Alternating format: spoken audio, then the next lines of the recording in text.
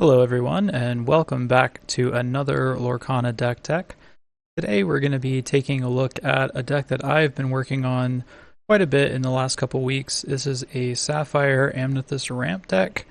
Lorcana doesn't really have a premier ramp deck at this time. It's a strategy that a lot of people early on thought was going to be kind of the defining deck of Lorcana, and it ended up kind of falling by the wayside as the more aggressive decks took over, and then of course the Ruby Amethyst control deck became sort of the premier face of the metagame. But Ramp is an archetype that I play in a lot of different card games, especially in Magic. It's my favorite style of play to go with, and so I really wanted to make it work in Lorcana. And while it was a little bit challenging to try to find the right mix of cards and to try to find the right color combination, I think what I have here is probably one of the best builds for Ramp that we have currently in the game, and this deck is actually very good in the current metagame. So let's dive in and take a look at what we've got going on. Alright, so first up we'll take a look at our curve. We have very little 1-drops in this deck. We actually only have Archimedes, 4 copies of it. The goons in this deck, we need at least 4 because they are inkable and they are pretty good against staving off some early game aggression.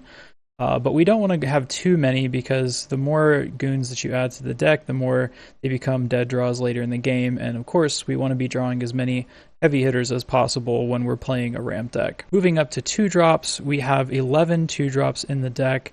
Now, this deck really doesn't want to be having too many low-cost cards, but the 2-drops that we do have in the deck serve a specific purpose. Now, we have 4 copies of Yzma Alchemist.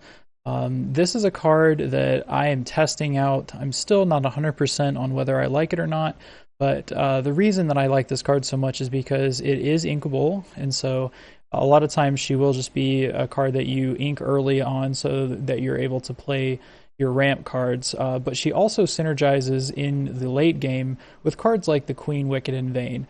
You'll be able to quest with Yzma, and then you see the card on top of your deck, and then if you want that card and you want to keep it, you can then draw it with the Queen. So it's kind of like a little 1-2 punch that does have value later on. But generally speaking, Yzma she's a common, so she's not fantastic, but our options are kind of limited, and for what she does, I think it's pretty good.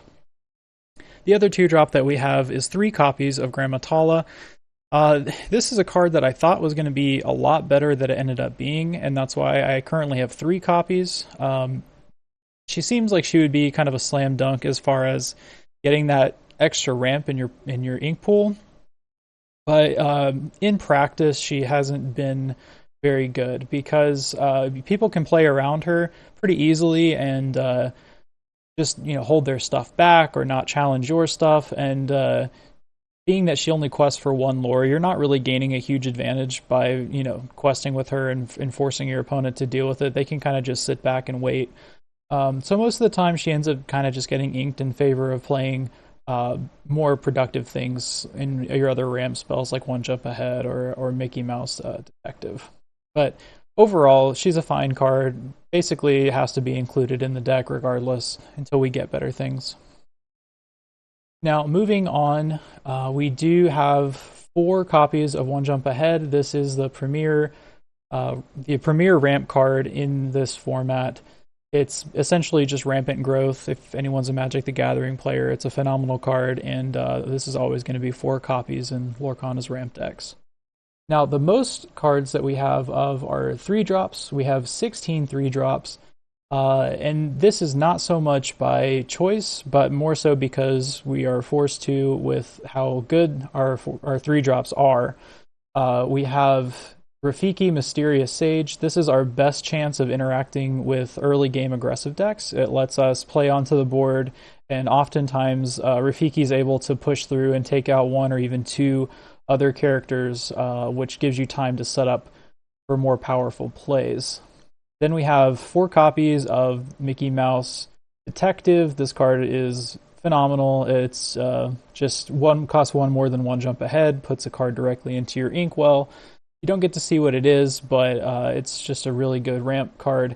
And one of the added bonuses is that it's able to sing friends on the other side. So oftentimes what you'll see in this deck is you'll go one jump ahead on turn 2, and then you'll play Mickey Mouse Detective, and then you can, on the following turn, sing friends on the other side for free to draw 2 cards with Mickey, and then you can follow that up with a card like Belle or more ramp.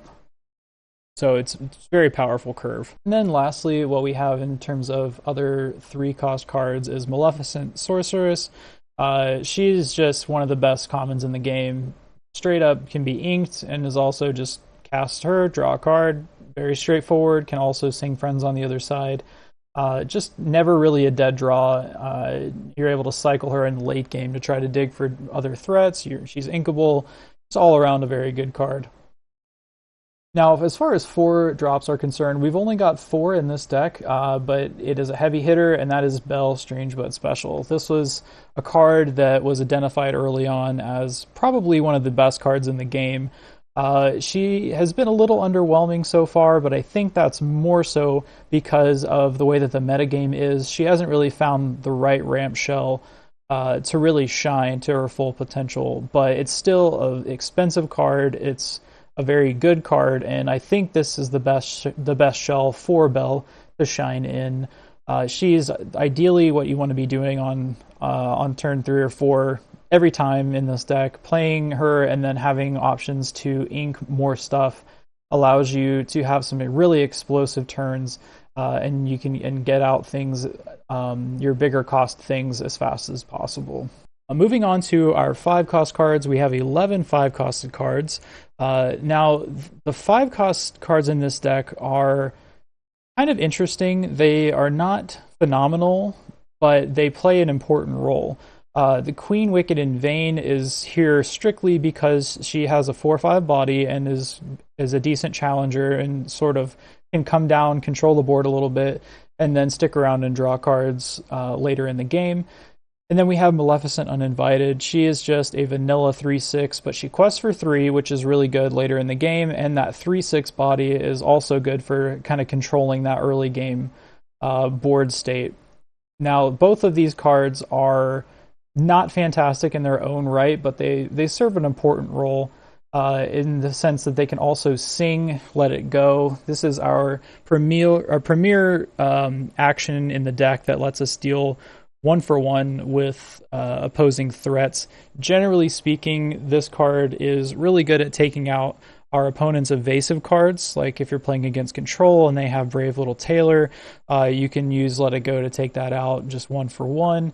Or maybe an opposing Genie, or just the threats that you need to get, like Stitch Rockstar. You need to get it off the board immediately earlier in the game, because a lot of times your opponent will shift into Stitch Rockstar on turn 4 or 5, and then you need to have just a 1-for-1 answer, and Let It Go is really good at doing that.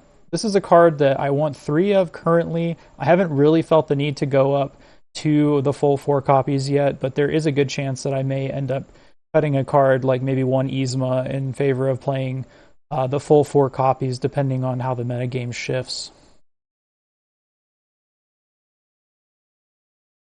All right, over on the other side, we have the top end of our curve. We have 6 6-drops, and those are Robin Hood, Unrivaled Archer, and we have 2 copies of Scar Mastermind.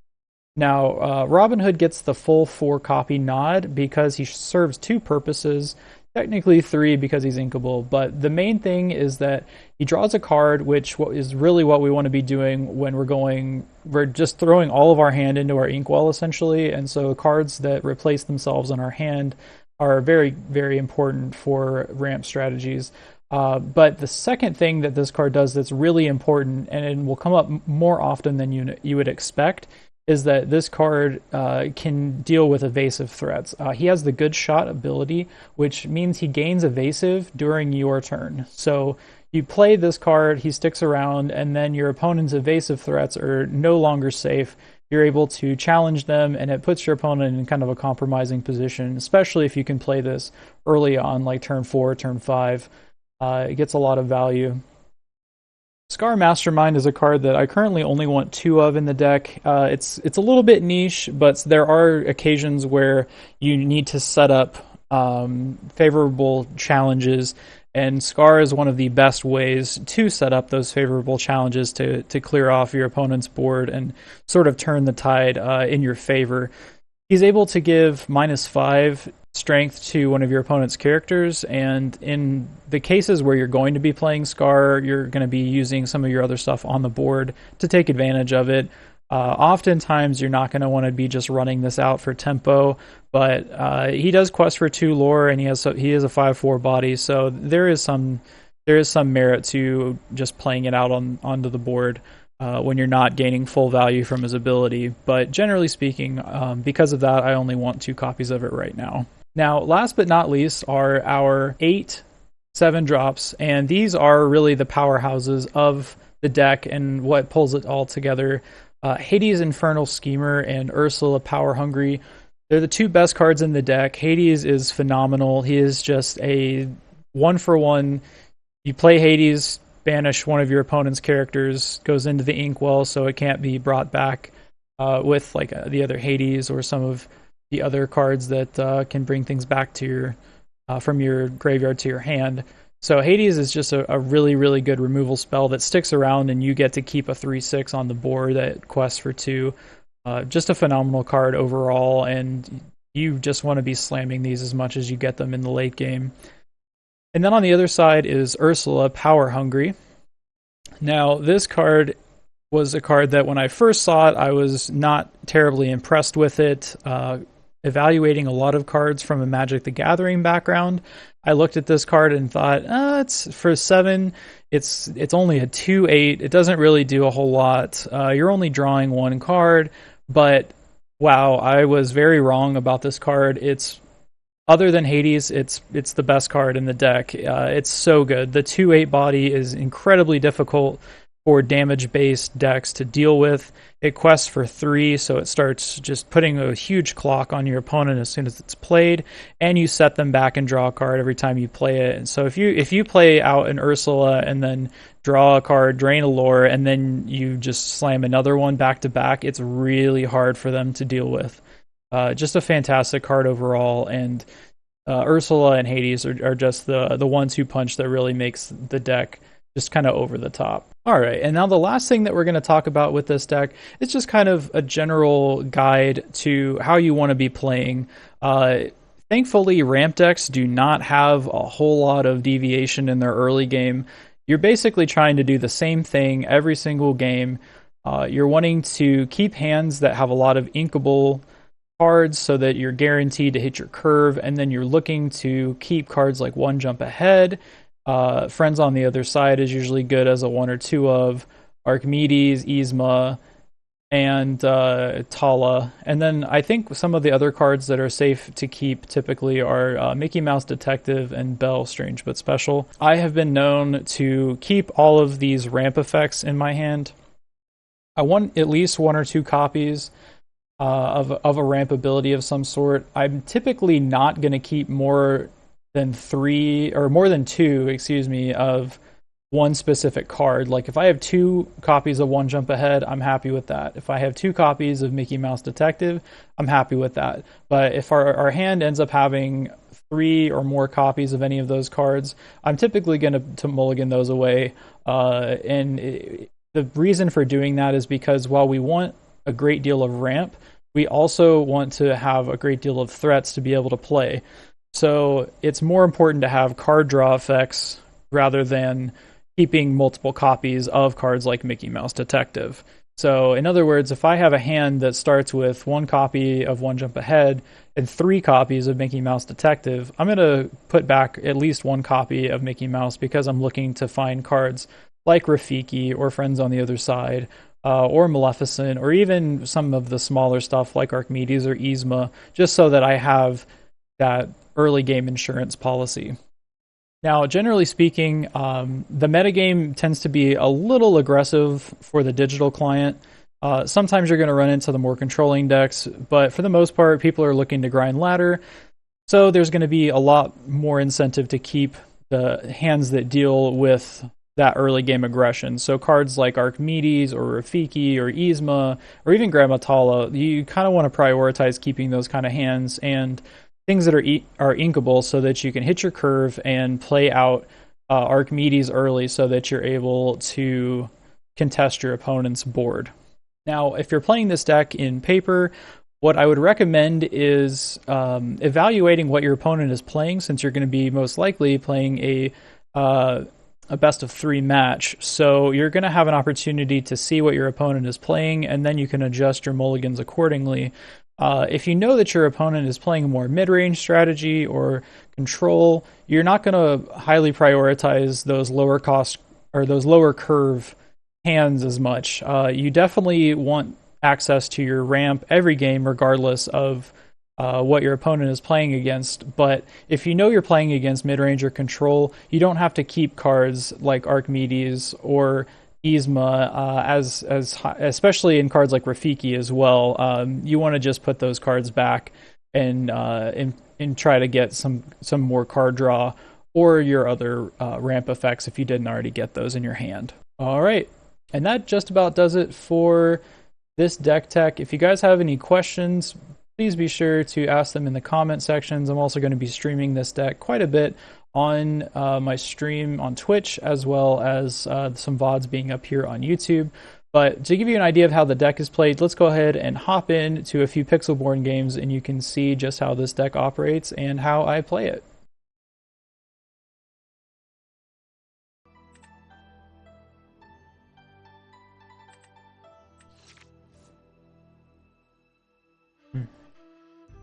Not a whole lot of ramp for a ramp deck.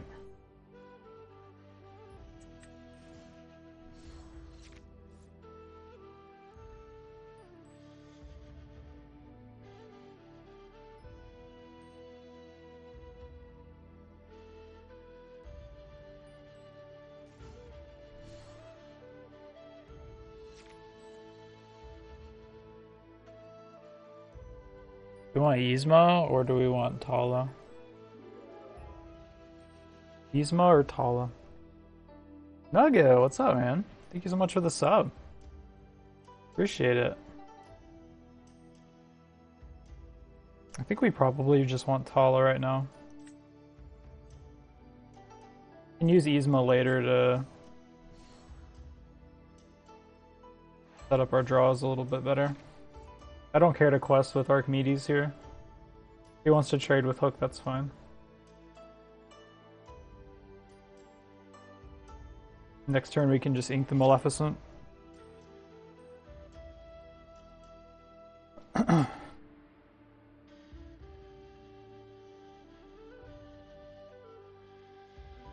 Appreciate the sub, man.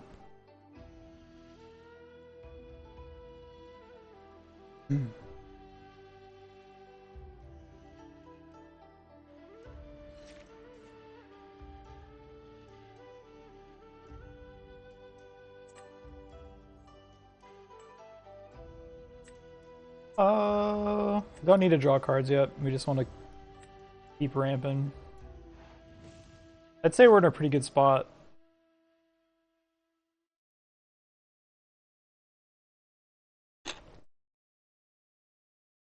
They're forced to continuously deal with... Like, this is either going to have to die from combat or other means, otherwise I'm just going to... Death by 1,000 cuts them. Alright, if we can stop drawing birds, great. Go ahead and start by drawing. Oh, that's pretty good, actually. I don't see any reason to not just play this.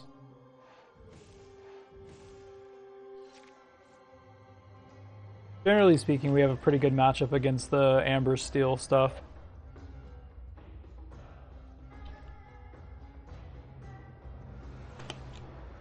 We just need to get our card draw engine going and we'll be fine.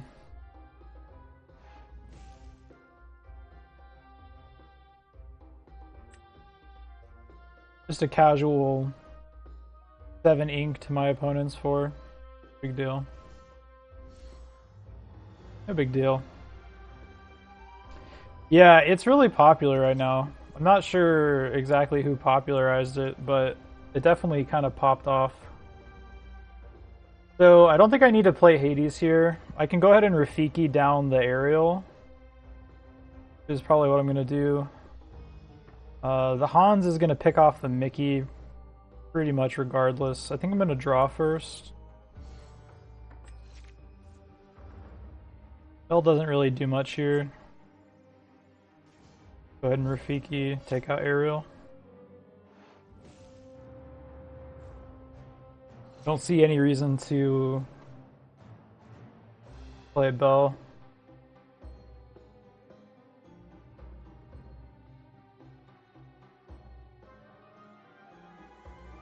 Yeah, this ramp deck's really good.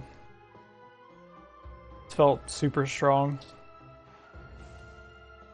The combination of like drawing the right ramp spells with just having like a million card draw effects is just like super powerful. Is this a must? Weird.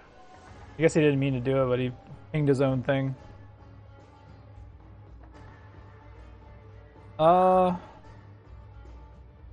Chances they play Big Tink next turn are kinda high. I didn't really want to do this, but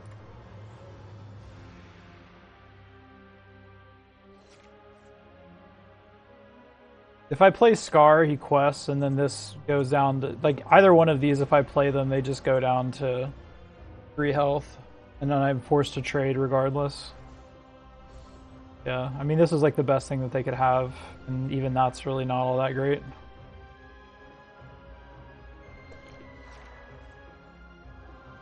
Pretty good draw. I may actually just play that flat out with the Sing. Like, I could quest here, but it doesn't really give me the advantage that I'm looking for, so I always do that. Oh my god. I meant to Sing it, but I quested instead. Well, didn't mean to do that. I mean, obviously it's not the worst thing in the world, but no real reason to quest or to play Scar here. We'll just cast this. Ursula is great. Probably play Bell.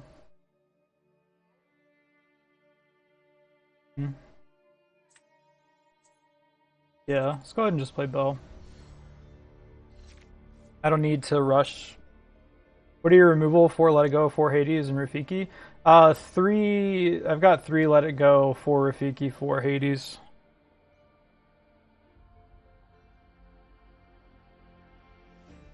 I'm tempted to go up to 4 Let It Go. But I'm not really sure what I want to cut yet. It's a pretty good card. But I found that I really only need it against against decks that have like a consistent amount of like evasive threats. And it's kind of rare to find that. I'll be curious to see what my opponent chooses to do here.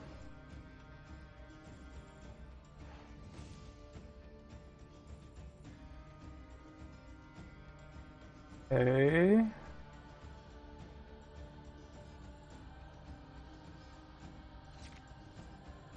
I didn't really expect that to be the play for them. Scar is basically just a blowout now. Because now we can kill this off for free.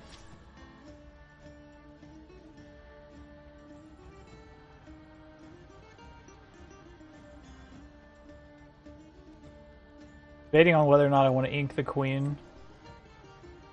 I don't think I do.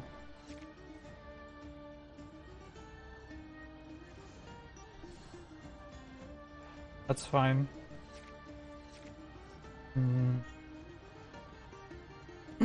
I think it has to trade.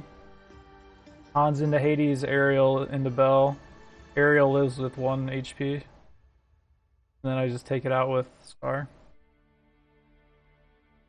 Unless he has another draw your sword, which would suck. Whatever that card's called. grab your sword.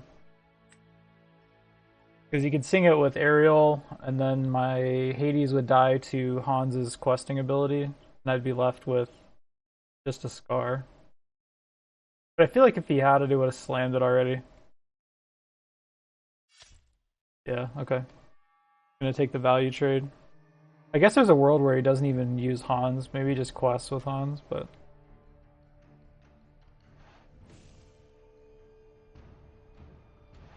yeah, might as well just get the... probably should have dealt the damage to Scar.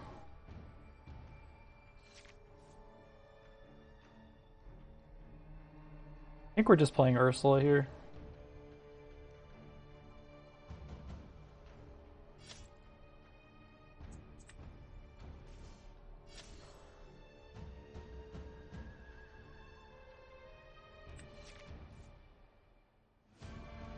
I'm gonna ink one of these.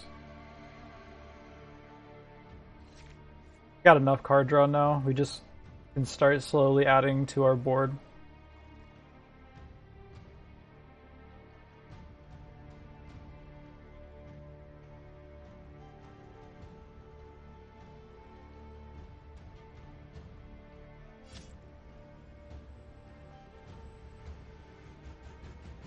Depending on what they do this turn, I may just... sure. That's really good for me.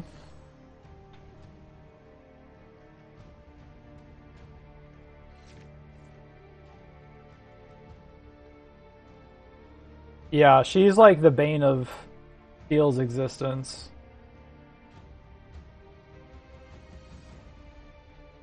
I think I'd start withdrawing with Maleficent here, and then play Queen. Depending on what else we get. Friends. That's gonna be good for next turn. Seems like my opponent really doesn't have a whole lot going on. I'm just gonna go ahead and quest, and then force him to trade into the Ursula. As it stands, it's forced to use Eric and Stitch.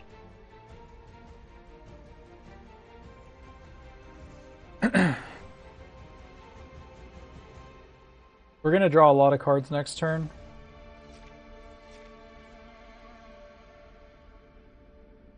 Let me know if the background music's too loud, guys.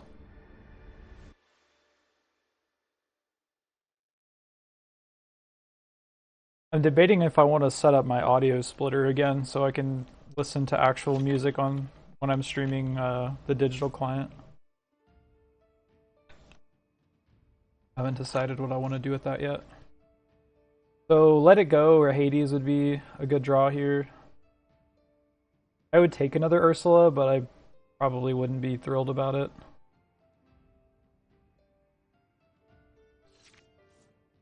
There's the Let It Go to deal with the other Stitch.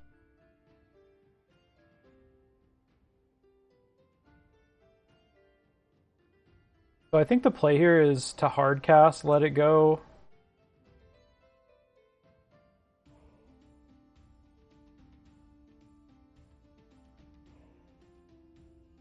Because what I can do is I can play Mickey and Let It Go.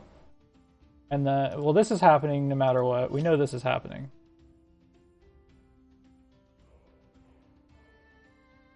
Yeah, so I think we play Mickey this turn.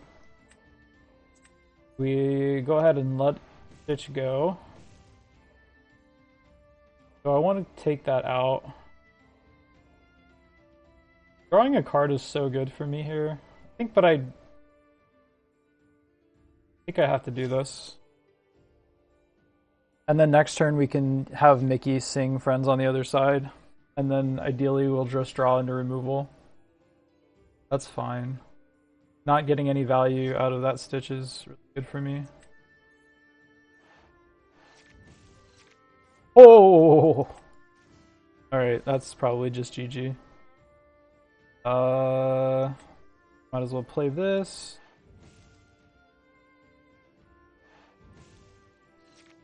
Alright, we're at 10 now, and I don't really have to add anything more to my inkwell. Slamming Rockstar or Surfer Stitch just as like a way to get carded, like not even try to get card advantage, just to have some board state, the sign of weakness. All right, so far this hand is unplayable garbage.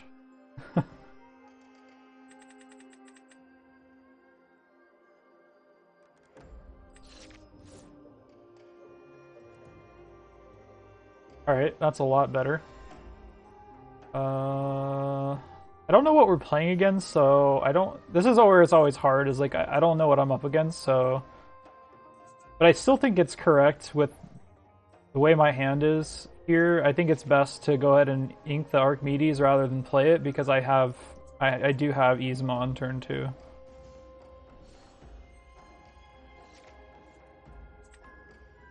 If I didn't have the turn 2 play, then I'd be a little more reluctant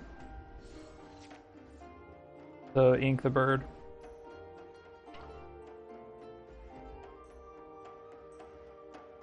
Sergeant Tibbs, however, is in fact the best goon, and I won't be taking questions at this time. Okay, so some kind of red-green mid-range pile.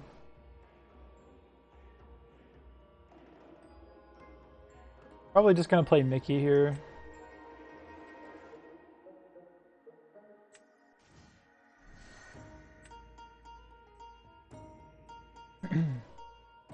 Next turn we can sing with Mickey. I'm debating on whether or not I want to just... I think I'm just gonna quest here. Get Yzma's ability. Another friend's on the other side. I think it's fine. Because I'm just gonna ink it anyway. Hey, Soaring. Oh. Well, thank you for the offer, and I will in return offer you a permaban.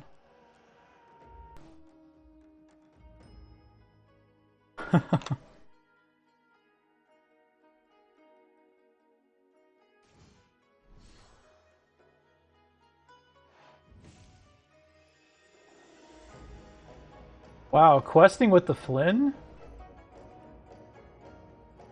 Really? Okay, now it makes more sense. I was gonna say, that's a really bold quest. Alright, let's go ahead and start with a little sing-songin'. We're gonna play Bell. So I could go big this turn if I wanted to, and ink both friends on the other side, and let it go, and then play one jump ahead, and then next turn play Hades. Like, I don't think I can pass this opportunity, like... It puts me so far ahead.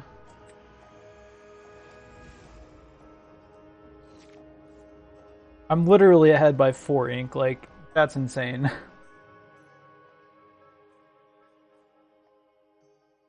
Yeah, so it's just the red-green evasive deck. And then we can just banish the Hans. Banish the Hans, value trade. I think they're probably just gonna concede here, to be honest. The only thing that kinda sucks is that I don't have a way to protect my Bell. Thankfully Aladdin can't trade into it directly, but haha, I see what you did there. I don't know if that's 1 jump ahead or more like 4 jumps. I think that's 4 jumps ahead.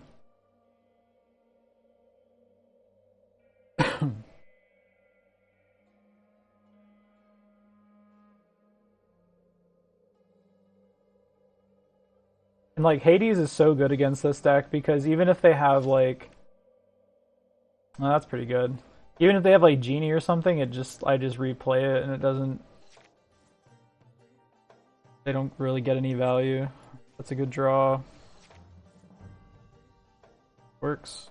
I'm not really in the market to trade off my Hades here. I think I just pass.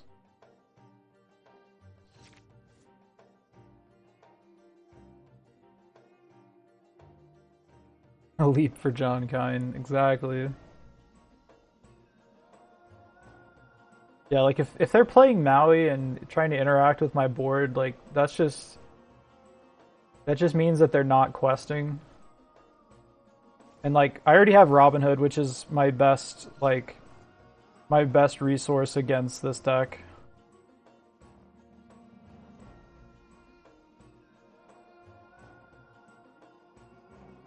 Excuse me. So we're gonna have to kill the Mad Hatter for sure.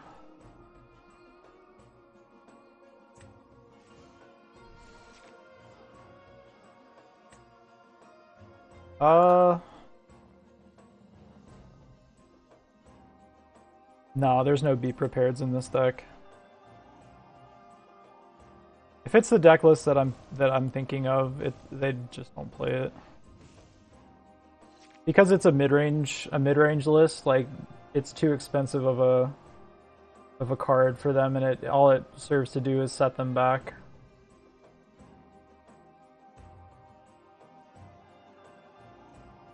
If they did play it, it'd be like a 1 or a 2 of, and I just highly doubt that they're playing it.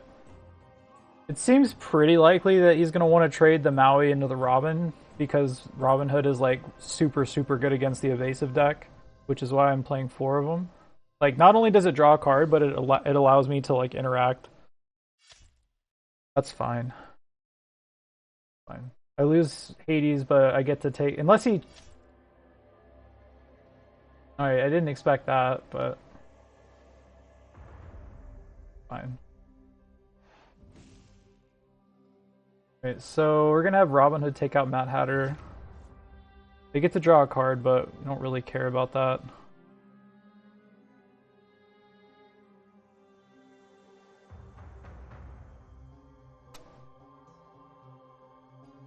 I'm not thrilled about this either way.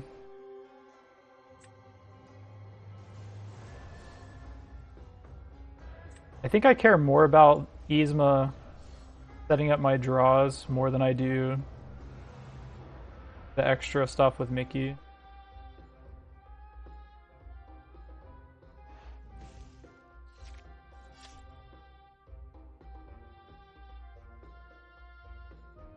Question now is whether or not I want to offer up the Hades, and I don't think I do.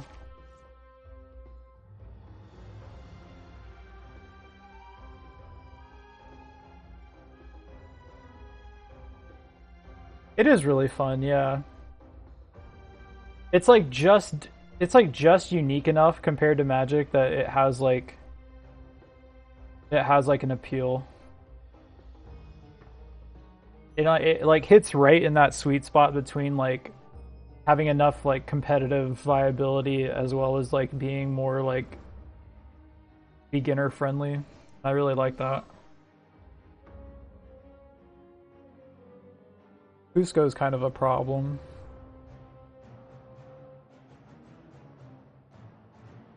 Hey, David. You have a list I can start with? Yeah, I got you. This is the deck that I'm playing. You know me. I always play ramp in basically every card game.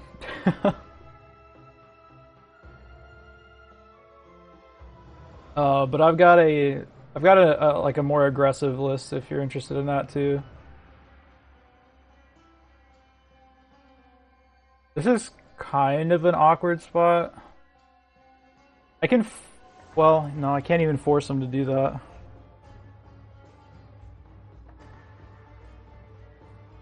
But I think I have to quest with this and try to set up my draw.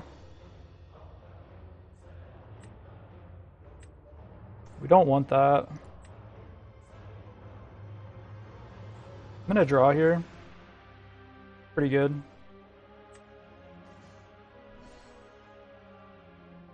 Yeah, sure thing. I think I just play out to the board here. We're gonna lose our queen.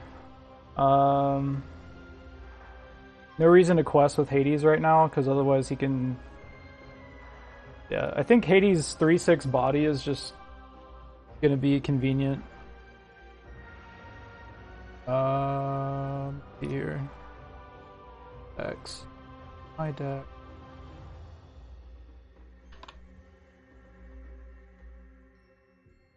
Yeah, here's the more aggressive list.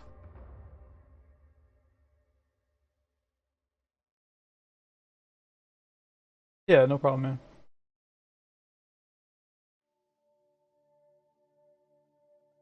This game's super fun. A pro net decker. Hey man, it's only fair. I mean, the amount of Hearthstone decks I stole from you in like 2015, like now we're even.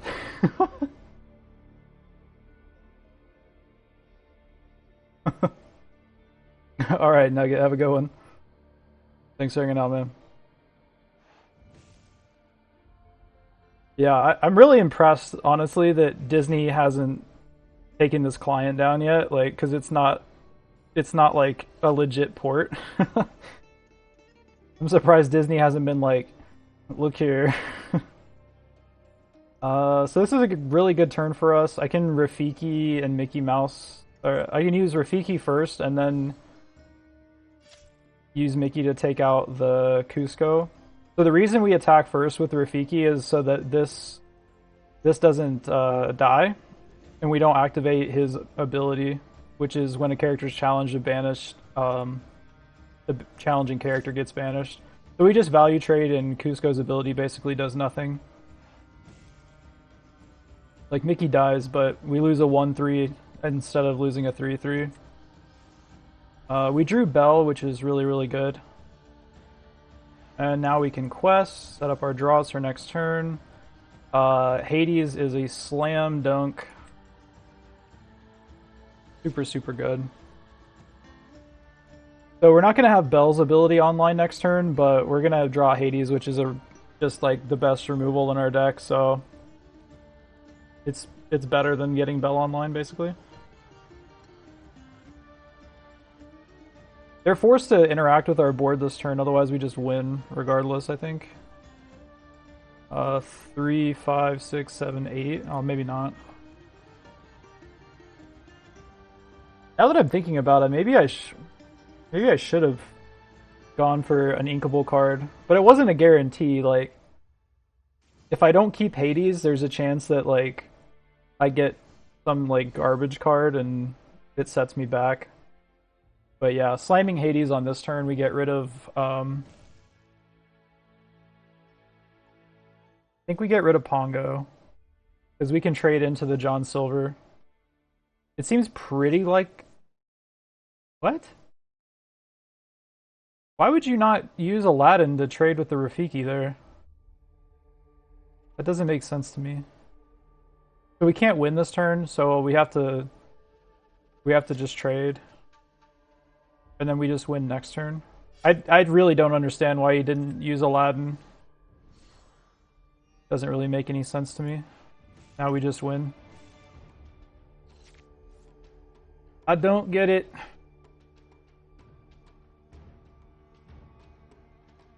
Because Gaston has Reckless, and he has no questing value, so there's no way for my opponent to win this turn. They've just got too much that they have to deal with. Like, their only card they could have is Be Prepared, and like, there's just no shot that this deck is playing it, so like, even that just doesn't do anything. I guess it does, but I still win. Well, not a guaranteed win. I actually have to draw... that works. So now that I have 10 ink in my inkwell, Bell now quests for 5. So all we needed to hit was the inkable card, so...